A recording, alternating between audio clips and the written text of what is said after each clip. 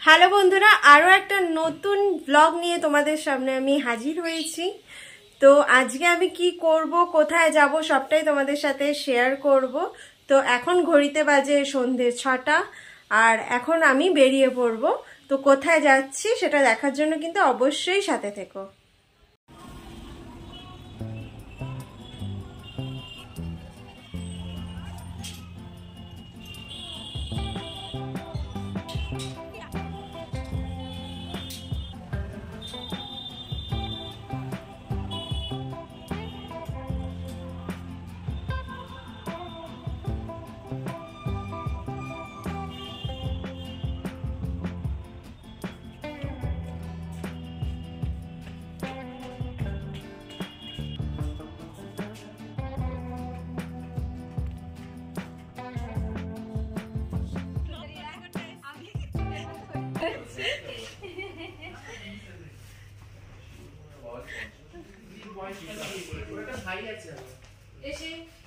Hello blogging, hello পাটা পাটা ভদ্র কর,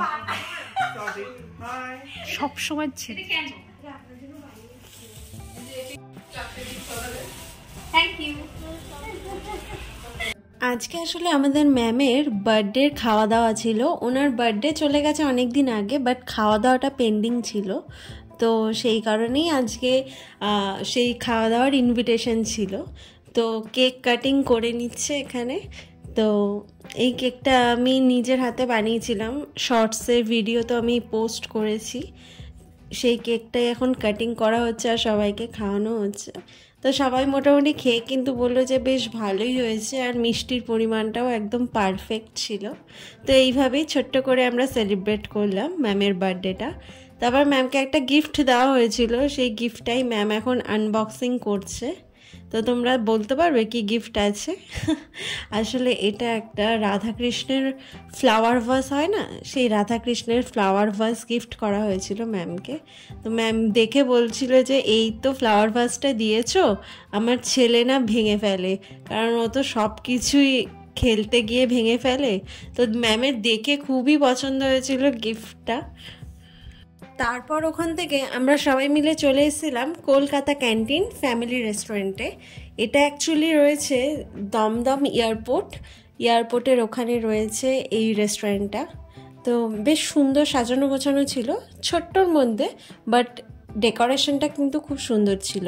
আর এখানে না একটা সুন্দর নিচে অ্যাকোরিয়ামের জায়গা ছিল যেখান থেকে মাছ যাচ্ছিল, কিন্তু ওপরের কাচটা এতটাই অপরিষ্কার ছিল যে মানে ক্যামেরাতে খুব ভালোভাবে ধরা পড়ছিল না। বাট তোমরা যদি কেউ এখানে গিয়ে থাকো তাহলে এটা দেখতে পারবে যে খুব সুন্দর একটা অ্যাম্বিয়েন্স, এখানে ফিশগুলো পায়ের তলা থেকে যায়, বেশ ভালো লাগছিল দেখে। তো আমরা রেস্টুরেন্টে ঢুকে পড়লাম সবাই মিলে। তারপর সবাই মিলে এখানে বসে পড়েছি আমরা সিটে, আর বাইরে কাচ দিয়ে ভীষণ সুন্দর লাগছিল বাইরেটা দেখতে। পুরো এয়ারপোর্টের রাস্তা দিয়ে সব গাড়ি ঘোড়া যাচ্ছে, আর সবাই এখানে হাই করে দিচ্ছিল আমার ব্লগিংয়ে। তো বেশ ভালোই কাটছিল। তো আমাদের ফার্স্টে চলে আসলো এখানে হট অ্যান্ড সাওয়ার স্যুপ। তো একদম শীতকালে গরম গরম হট অ্যান্ড সাওয়ার স্যুপ খেতে কিন্তু খুব ভালো লাগছিল। আর স্যুপটা না যেরকম দেখতে সুন্দর ছিল, স্যুপটা কিন্তু খেতেও ছিল অসাধারণ। এর মধ্যে মানে ভরে ভরে একদম চিকেন ছিল, এগ হোয়াইট ছিল, মাশরুম ছিল, ভীষণ টেস্টি ছিল খেতে। আর এই দিকে আমাদের ম্যানেজার খাচ্ছে, সেইটারও একটা ক্লিপ তুলে নিয়েছি আমি। আর তারপরে স্টার্টারে ছিল অনেক কিছু। এটা রয়েছে আমাদের তন্দুরি চিকেন, একটা কাবাব ছিল, আর এটাকে সার্ভ করে দিচ্ছে এখন। এটাও বেশ খেতে খুবই টেস্টি ছিল। এছাড়াও আরও অনেক অনেক কিছু স্টার্টার্সে আমরা নিয়েছিলাম, সেগুলো সব এক এক করে তোমাদেরকে দেখাবো। তো এরপর আমাকেও সার্ভ করে দিচ্ছে। তারপরে এখানে স্যালাড দিয়ে দিল, আর সাথে ছিল ক্রিসপি চিলি বেবিকর্ন। মানে এইটা ছিল এখানকার স্টার আইটেম। এটা খেতে কিন্তু দুর্ধর্ষ ব্যাপক ছিল খেতে। তো এখানে আমাকে দিয়ে দিচ্ছে। এবার আমি সব স্টার্টারগুলোকে একদম নিয়ে পরিপাটি করে খেতে বসেছি। আর ফার্স্টেই আমি এই ক্রিসপি চিলি বেবিকর্নটা ট্রাই করছিলাম। আমি তো বললামই ফার্স্টে যে এটা দুর্দান্ত খেতে ছিল, একদম সুইটনেসটা আর ক্রিসপিনেসটা একদম পারফেক্ট ছিল। আর এরপরে আমি চিকেনটাও ট্রাই করে নিয়েছিলাম। চিকেনটাও কিন্তু বেশ বেশ সফট পরিমাণ ছিল, মানে অনেক জায়গায় হয় না যে ছিবড়া ছিবড়া লাগে, বাট এখানে কিন্তু খুব সফট ছিল, একদম মানে নরম ছিল, বেশ ভালো ছিল খেতে। আমি তো ভীষণ ভালো খাচ্ছিলাম। এরপরে আমাদের স্টার্টারে ছিল চিংড়ির একটা কাবাব ছিল। দেখো আমার প্লেটটা পুরো ভরে গেছে। পুরো এই চিংড়ির কাবাবটা এতটাই সফট ছিল যে আমি তুলতে গিয়ে পুরো ভেঙে গেছিলো, আর পাশ থেকে আমাকে ত্রিদীপ ভেঙাচ্ছিল খাওয়ার জন্য। এটা কিন্তু বেস্ট ছিল। আর চিংড়ি মাছ খেতে তো আমি দুর্ধর্ষ ভালো খাই। আর এটা একটা তাওয়া ফিশ ছিল, এটা পুরো পিওর ভেটকি মাছ দিয়ে তৈরি করা হয়েছিল। এতটা সফট যে তুলতে গিয়ে মানে ভেঙে যাচ্ছিল, আমি তুলতে পারছিলাম না, এতটাই এটা সফট ছিল। আর খেতেও সেরকম ছিল।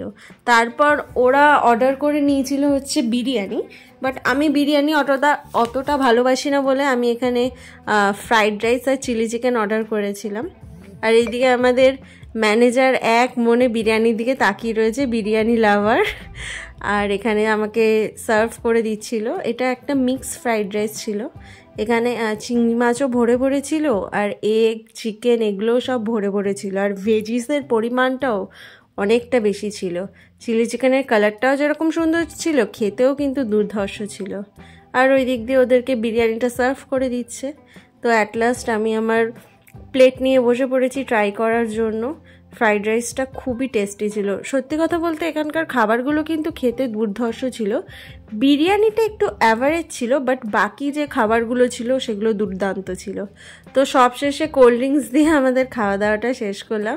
আর খাওয়ার পরে দেখো না এখানে জানলা দিয়ে বাইরের লোকজনকে টাটা দিচ্ছিল, কি অবস্থা। আমরা এই নিয়ে ভীষণ হাসাহাসি করছিলাম। সবশেষে আমরা বেরিয়ে পড়লাম বাড়ি ফেরার পথে। তো ভিডিওটা এখানেই শেষ করলাম। খুব ভালো একটা ব্লগ করতে পারি না, বাট যতটা পেরেছি চেষ্টা করেছি। ভালো লাগলে প্লিজ চ্যানেলটা সাবস্ক্রাইব করে একটা লাইক করে দিও।